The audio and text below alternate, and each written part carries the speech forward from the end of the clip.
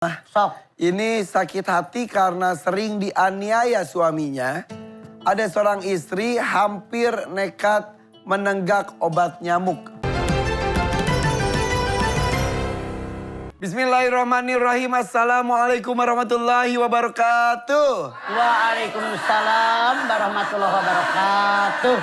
Alhamdulillah saya Irfan Hakim bersyukur bisa kembali menjumpai pemirsa di rumah dan juga ibu dan bapak yang ada di studio MNC TV di sini di acara kita semuanya Siraman Kolbu bersama Mamah Dede. Tanya Mama yuk. Ayo.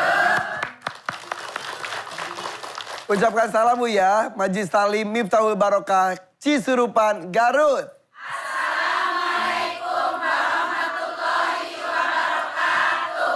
Waalaikumsalam warahmatullahi wabarakatuh.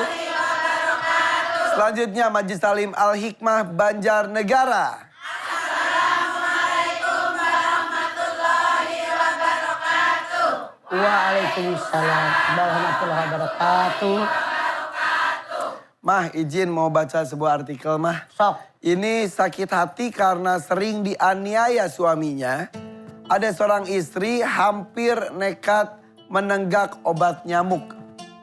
Jadi seorang wanita namanya M, usianya baru 40 tahun di kota Makassar, Sulawesi Selatan. Nyaris mengakhiri hidupnya dengan menenggak obat nyamuk. Aksi wanita itu dipicu lantaran sakit hati.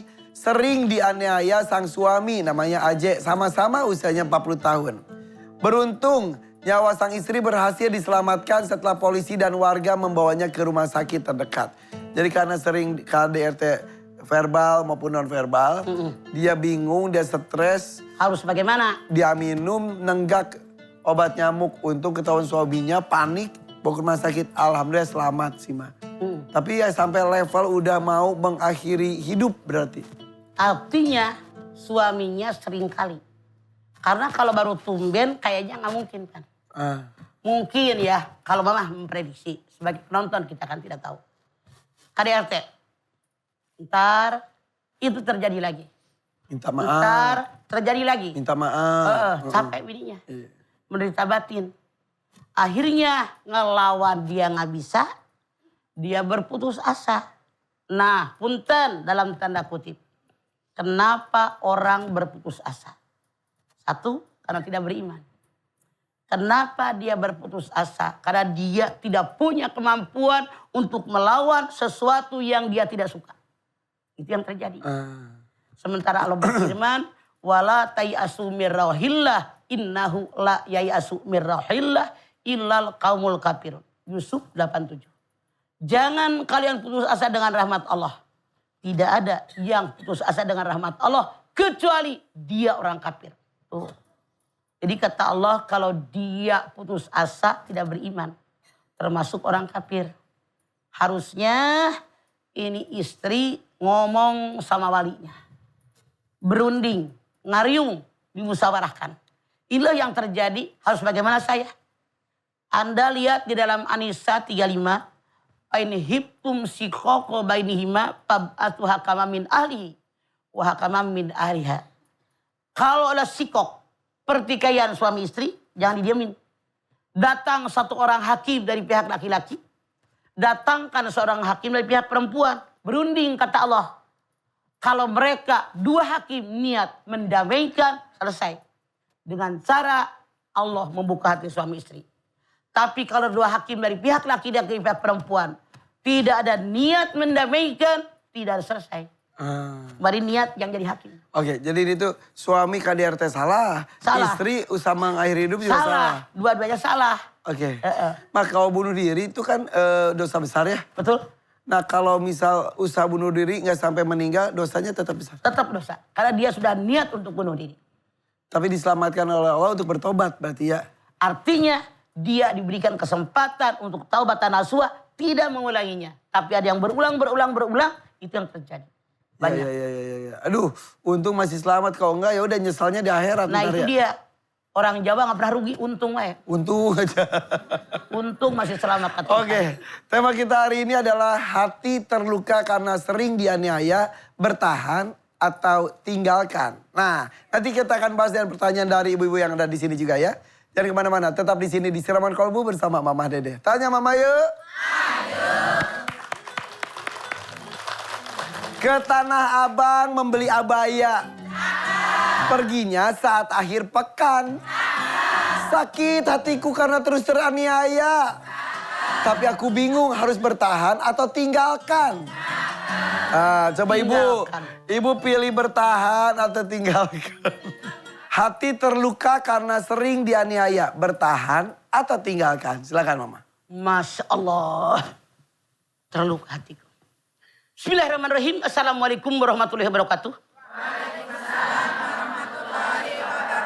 Alhamdulillahirrabbilalamin. Wabihi nasta'in ala umuri dunya waddin. Wassalatu wassalamu ala asrafil anbiya'i wal mursalin. Wa ala alihi wa sahbihi ajmain. Hati terluka karena sering dianiaya. Mau bertahan atau mau ditinggalkan? Ibu mau yang mana? Yang namanya orang rumah tangga dalam Al-Quran Allah berfirman. Tujuan rumah tangga. Sakinah, mawadah, warohmah.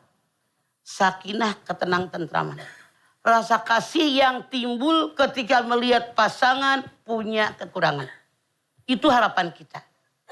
Manusia punya harapan. Apakah harapan kita dikabul oleh Allah atau tidak? Tergantung nasib Anda. Kewajiban kita bekerja, berusaha maksimal diiringi doa.